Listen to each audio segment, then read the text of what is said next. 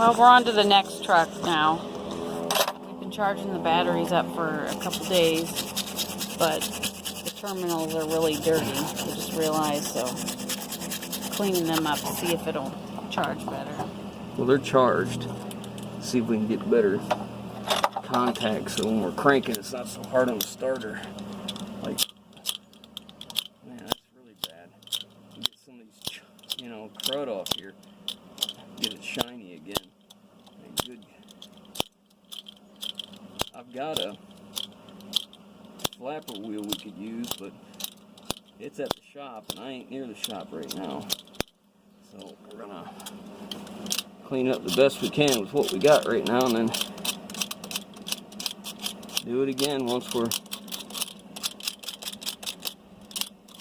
around the tools. It should be good enough to get us some contact. Look how hot that's been. You see how it's turned colors here? That's probably because it was dirty. Not making a good connection. It's better, you can see. There's still some crud in there. Down the cracks. Again, we'll clean these up better later. For right now, let me get the rest of these cleaned up and give it a crank, Frank. Alright, so this truck, you saw me clean the batteries up, so we're going to give it a crank. Now, we bought this one, the one you saw in the last video that was still together. We bought this because they said it had a wiring issue. They said there was a wiring issue in the dash. They tried to track it down, couldn't find it because it wouldn't start. They could not get it to start. And we had the same problem when we first looked at it, right? Only we found the problem. When we were looking at it, we found the problem pretty quick. The problem was the fuse box has, hold that for me, has two tabs here. Okay? And you can see they're just corroded away. It was under a little cover right here. Well, it would have power, not have power, have power, not have power, and all it was is one of these tabs would make connection, then it wouldn't. Then it made connection, then it wouldn't. You can see I just broke the rest of it right there. But it was this top one, because it makes connection on this one and this top one, because there's two pieces in here. Probably hard to see. Anyways, we found it pretty quick, and it was not a big deal. We could get it to crank over, but it sounded like it had no compression. Now, that was in winter. It was very cold, very cold, and we didn't want to fool with it too long. So what I did now is I just took the Cummins OE connector, going to the OEM, and I spliced on that one wire we need for ignition, and we're just going to hook that up to here. And listen. Okay, it's doing its self checks. Hold that. I'm gonna vice skirt my wire on. And now we're gonna go over and I'll show you my remote start. I think I already showed most of you guys this. Anyways, this is my remote start. The way this thing works is you put one end on battery positive, constant battery power. You take the other end, put it on the starter, way down in there, okay? And once you're on the starter, the windings in the starter are enough resistance to turn that light on, all right? Now, when we were up there and we looked at it, we tried to start this thing, it just cranked and cranked, but again, it wouldn't fire. It was wintertime, so let's see what we can get now.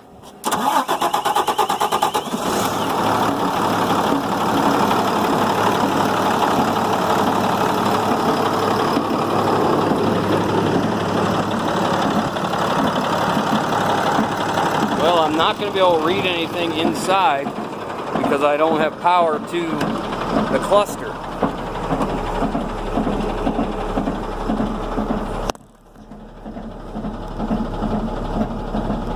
It says it's got fuel. Let's see.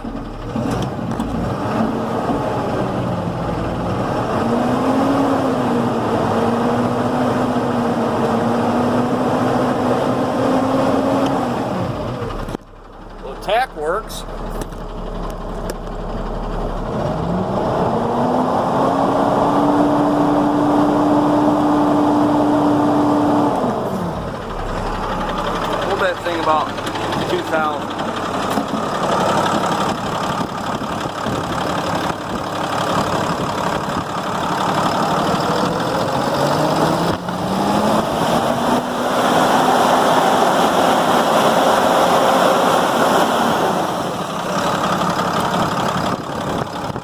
About you guys, but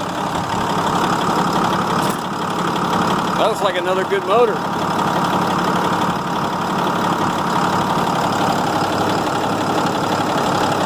It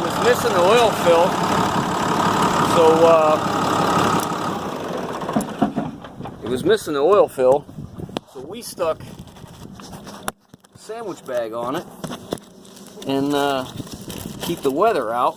It's so hard to see right there. And obviously it doesn't have much blow by because, you know, that didn't blow off. It stayed right there. So, hey, what do you know, man? We got 2 good 6.7 motors now. It's almost a shame I started selling parts off this truck, huh? You should note that the knocking noises. Oh, yeah. Because somebody will say. Yeah, I better do my head them off at the pass type things. The knocking you hear is this, spinning around, because tow truck company, instead of taking the U-straps out, they just, you know, slid the shaft out of the slip yoke instead of taking the U-bolts off and taking the whole thing, which we could do that. It's not going to hurt anything for as little as we're going to run it, but I'm going to check the clutch, make sure it engages and all that stuff. So let's give it another start, lady. The oil pressure looked like it was working. You take my vice grips? She took my vice grips. She's ready for lunch. She's ready to go in. Huh? Yeah, she is.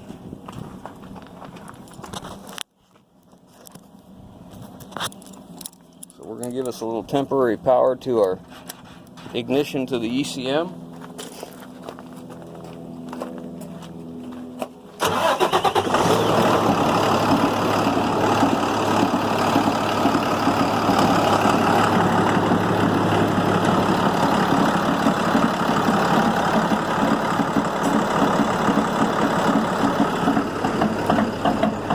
The noise you're hearing, the drive shaft turning around.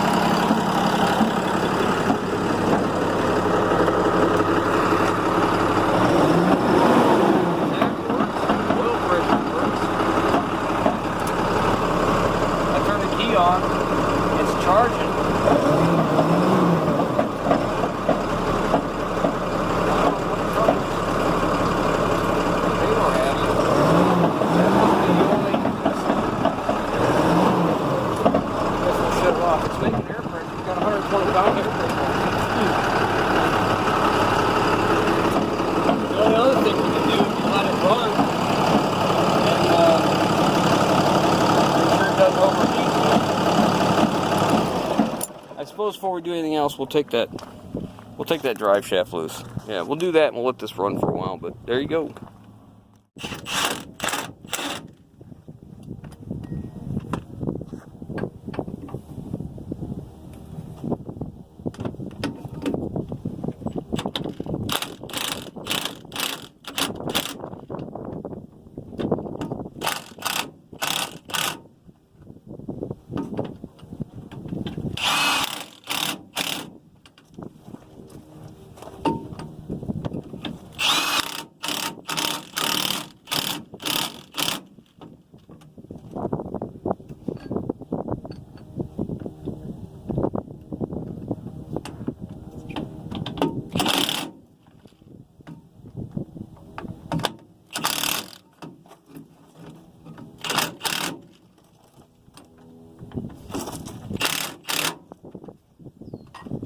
Okay, so when you put the drive shaft back in, this truck was towed, so you put it back in, you got to make sure your U-joints are all in line.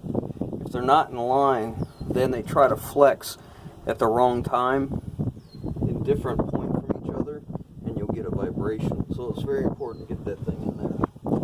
Now, I had it towed from the front, so the brakes are chambered. If you don't understand what that means, there's a big spring in there, and it takes air pressure to release the brakes so that you can drive.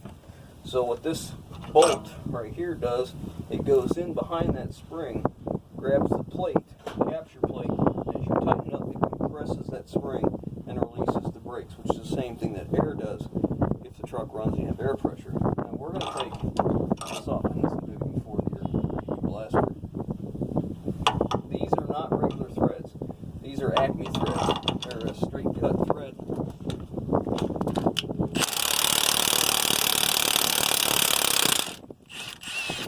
It's really windy. I hope the wind's not too loud. See how that works?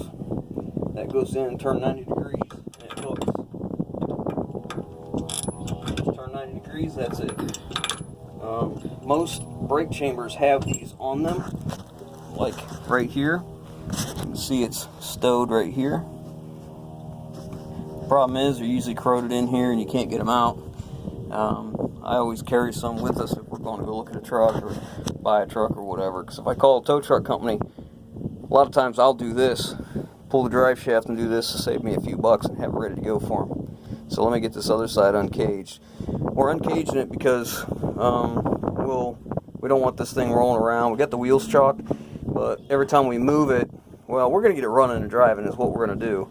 And I got faith we're going to do it, so we're going to go ahead and uncage that so the brakes are locked, and then we can drive it because we got to get the box off this thing too. When you're done, make sure you put these plugs back in, because road grime and salt and crap get in there, and one, it'll rust the plate, you can't get a hold of it, or two, it'll fill up full of crap. So make sure you get them in there good. A lot of times what I'll do, if it has them in here, I'll take these out and put them in the glove box. That way at least they're somewhere where you can use them. And I usually put some grease on them, put them in a sandwich bag or something, so that they're a little easier to use. So now both are back in. Our drive shaft is in line the way it's supposed to be. So now we can get working on the truck itself. So that's a pretty good day. We got this one running, and the only problem was, like I said, they said they were fighting wiring gremlins, so I mean, we could do this, we could fix this, but I'm not going to. I'm just going to use the motor and transmission for something else and part it out. We're going to build a trailer out of that box for Chuck, I think. We got good wheels, good tires. The cab's kind of crusty and whatever, but man, we got a good motor, good transmission, a 390 ratio rear end, and we got this good motor. So it's a pretty good day at the office. Anyways, I'm going to leave you with that. If you guys like what we're doing, give us that thumbs up. If you haven't already, hit that subscribe button. Leave your comments down below, guys. We'll catch you on the next one.